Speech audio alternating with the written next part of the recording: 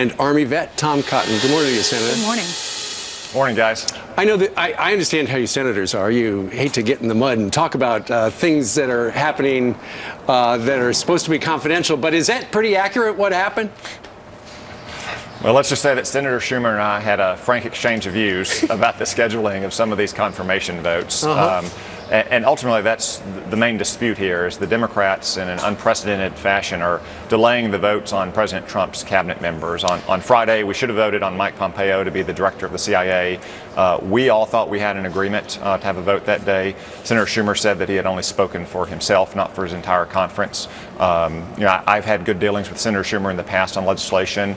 I hope as he gets a little more experience under his belt as the leader, he's able to keep control of his conference, because that's the way you negotiate around here, is you negotiate through our leadership. And I look forward to confirming these nominees, hopefully quickly. We could only start on Friday once the president was sworn in, but as the days go by, the momentum behind these nominations is going to grow. And if it takes 24-hour around-the-clock votes, then that's what I'm committed to doing, to make sure that we get President Trump's cabinet in position. You did what a lot of people are wanting to do with Chuck Schumer, because these guys are already going to be confirmed, so it's like, do it already. What was his response? And could he come up with a good response after you said, guess what? For the last 8 years, I was fighting for you and for our country.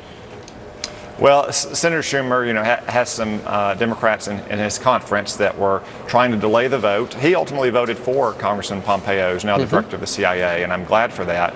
But as you saw on Friday night, when almost 90 senators voted to move the nomination forward, and on Monday night, when Mike Pompeo got 66 votes, which is even more than Barack Obama's last CIA director got, there was no reason to delay this critical national security position, just like there's no reason to delay Rex Tillerson's confirmation for Secretary of State.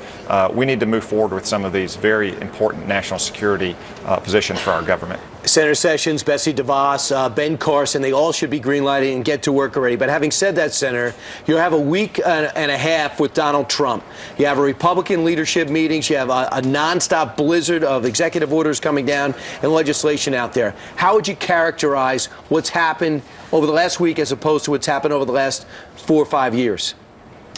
Well, obviously, I think President Trump is off to a much better start than Barack Obama performed over the last 8 years. Just yesterday, he finally advanced the Keystone Pipeline and the Dakota Access Pipeline, pipelines that should have been constructed years ago to provide thousands of good-paying American jobs, as well as low-cost, affordable energy. Today, in the coming days, President Trump is going to issue some executive actions on immigration, try to get our southern border under control, to deport hardened criminals and gang members, to try to stop the flow of refugees into our country that we can't control.